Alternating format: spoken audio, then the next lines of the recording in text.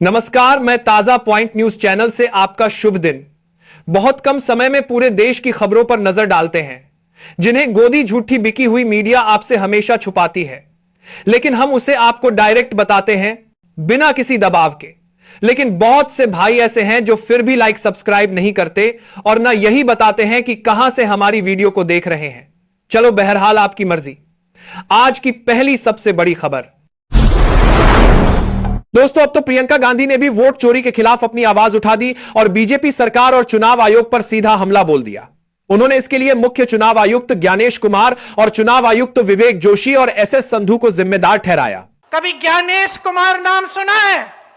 सुना है? नहीं सुना होगा, नहीं सुना होगा। कभी आपने एसएस संधू का नाम सुना है? नहीं सुना होगा। कभी विवेक जोशी का नाम सुना है? नहीं सुना होगा, क्योंकि अपने पद और आयोग के पीछे छुपे हुए हैं। लेकिन यही है चुनाव आयोग के सबसे ऊंचे अधिकारी, जो इस देश के संविधान के साथ, इस देश के लोकतंत्र के साथ खिलवाड़ कर रहे हैं। याद कर लो इनके नाम, याद कर लो, क्योंकि आप देश की जनता हो। आपके खून और पसीने से ये धरती सींची गई है और इस धरती के साथ, हमारी मातृभूमि के साथ, हमारे संविधान के साथ आज खिलवाड़ हो रहा है। आपके अधिकारों के साथ खिलवाड़ हो रहा है, आपके अधिकारों को छीना जा रहा है और यही तीन लोग छीन रहे हैं। इनके नाम मत भूलो, इनको पद के पीछे छुपने मत दो, इनको आयोग के पीछे छुपने मत दो। ये देश बहुत उदार है, सुन लीजिए तीनों, सुन लीजिए, ये देश बहुत उदार है, ये देश बहुत कुछ देता है। दोस्तों, आपने सुना, प्रियंका गांधी ने वोट चोरी और जिन ऑफिसरों ने वोट चोरी कराई उनका नाम सीधा ले लिया और बिहार की जनता से कहा, आप अपने हक को इस तरह चोरी मत होने दो। दोस्तों, क्योंकि वोट की चोरी संविधान और रोजगार की चोरी है, जिसको बीजेपी सरकार बड़ी आसानी से कर लेती है। चलो बढ़ते हैं अगली खबर पर। राहुल गांधी ने कहा, अमित शाह के बेटे को क्रिकेट का बैट पकड़ना नहीं आता, रन लेना तो छोड़ दो, मगर है वह क्रिकेट का चीफ। यह वीडियो देखिए जरा, फिर इस पर विस्तार से बात करते हैं। अमित शाह के बेटे को क्रिकेट बैट पकड़ना नहीं आता, रन लेना तो छोड़ दो, मगर है वो क्रिकेट का चीफ। पूरी क्रिकेट कंट्रोल कर रखी है। क्यों कर रखी है? पैसा। हम चाहते हैं कि अमित शाह का बेटा क्रिकेट को कंट्रोल ना करे, जो क्रिकेट खेलता है वो क्रिकेट को कंट्रोल करे, क्रिकेट का खिलाड़ी क्रिकेट को कंट्रोल करे। तो देखा आपने, एक नेता और मंत्री का बेटा किसी भी पोस्ट पर जा सकता है। क्यों? क्योंकि उसके पास पावर है, पैसा है, लेकिन एक गरीब का बच्चा मेहनत करने वाला नहीं जा सकता। बीजेपी सांसद के 2 जगह वोट डालने को लेकर कांग्रेस नेता पवन खेड़ा ने चुनाव आयोग पर जमकर निशाना साधा है। उन्होंने कहा, चुनाव आयोग सोने की एक्टिंग कर रहा है। भारतीय जनता पार्टी के पूर्व सांसद राकेश सिन्हा, फरवरी में उनका ट्वीट, जब वो दिल्ली में द्वारका में वोट डाल रहे, आज बेगूसराय में भी वोट डाल रहे। ना केवल राकेश सिन्हा, भारतीय जनता पार्टी के और कई प्रकोष्ठों के अध्यक्ष, कोई संतोष ओझा, ऐसे अनेक उदाहरण और भी आ रहे हैं लगातार, जो दिल्ली में भी वोट दे रहे हैं, यहां भी वोट दे रहे हैं। चुनाव आयोग सो रहा है या सोने की एक्टिंग कर रहा है, ड्रामा कर रहा है, नाटक कर रहा है। बिहार विधानसभा चुनाव के प्रचार में अमित शाह ने पूर्णिया में राहुल गांधी और तेजस्वी यादव पर हमला बोला। उन्होंने कहा कि वे सीमांचल को घुसपैठियों का अड्डा बना रहे हैं। शाह ने वादा किया कि केंद्र सरकार अवैध प्रवासियों की पहचान कर उन्हें निर्वासित करेगी। उन्होंने दावा किया कि एनडीए 160 से ज्यादा सीटें जीतकर बिहार में सरकार बनाएगी। हमारी मतदाता सूची से घुसपैठिए निकालने चाहिए या नहीं निकालने चाहिए? भाई करने दो ना उसका काम। घुसपैठिए निकालने चाहिए या नहीं निकालने चाहिए? ये राहुल बाबा और लालू जी कहते हैं घुसपैठियों को संभाल कर रखो।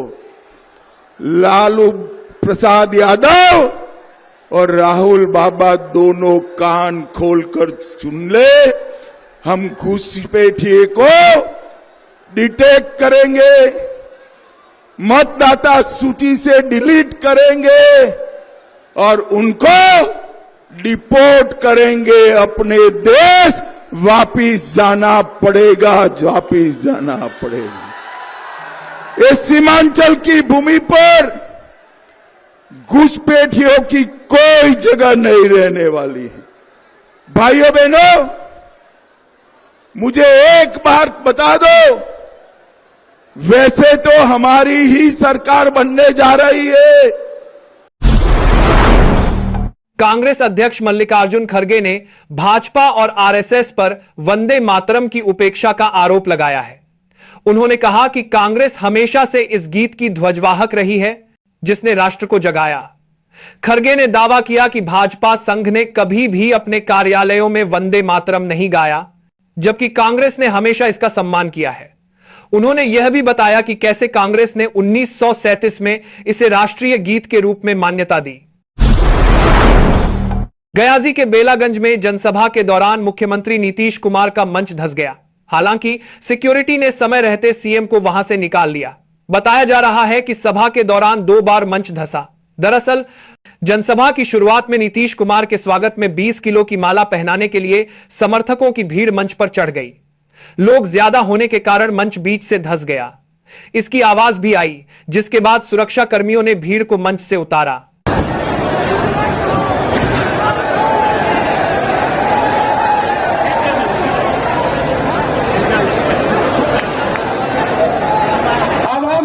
धन्यवाद ज्ञापन करने के लिए जनता दल यू के चंदौती प्रखंड के अध्यक्ष काशी। प्रधानमंत्री के हालिया भाषणों पर प्रतिक्रिया देते हुए प्रियंका गांधी ने कहा कि पीएम मोदी अपने पद की गरिमा बनाए रखने में विफल हैं। उन्होंने आलोचना की कि प्रधानमंत्री कट्टा जैसे शब्दों का इस्तेमाल कर रहे हैं जो लोगों को भड़काने के लिए है। प्रियंका गांधी ने जोर देकर कहा कि देश के सर्वोच्च पद पर बैठे व्यक्ति को संयम और मर्यादा का पालन करना चाहिए। इस रैली के दौरान प्रियंका गांधी ने बिहार में आगामी विधानसभा चुनाव के लिए जनता से कांग्रेस को समर्थन देने की अपील भी की। गुजरात के अहमदाबाद का एक वीडियो सोशल मीडिया पर वायरल है।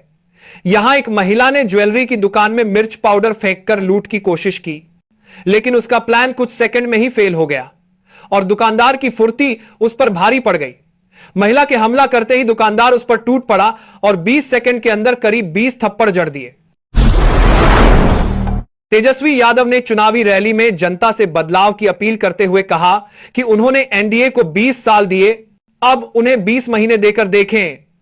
उन्होंने एनडीए सरकार पर बिहार को पीछे धकेलने का आरोप लगाया और युवाओं को रोजगार देने का वादा किया। तेजस्वी ने जनता से बदलाव का जनादेश मांगा। आपने इनको 20 साल से आपको केवल 20 महीना दे दीजिए, बस केवल 20 महीना। जो 20 साल में काम नहीं हुआ वो 20 महीना में हम काम करके दिखाएंगे। बिहार का युवा नौकरी चाहता है, इस सरकार का नौटंकी नहीं चाहता है। राजनाथ सिंह ने रोहतास में जनसभा को संबोधित करते हुए महागठबंधन पर जमकर हमला बोला। उन्होंने कहा कि राहुल गांधी को लगता है कि बिहार में वोट चोरी हो रहे हैं तो उन्हें चुनाव आयोग में शिकायत करनी चाहिए। राजनाथ सिंह ने कांग्रेस पर आरोप लगाया कि वह जाति, धर्म और समुदाय के आधार पर लोगों के बीच मतभेद पैदा करती है। उन्होंने कहा कि कांग्रेस समाज में विभाजन पैदा कर रही है, जिससे लोगों के बीच फसाद का माहौल बनता है।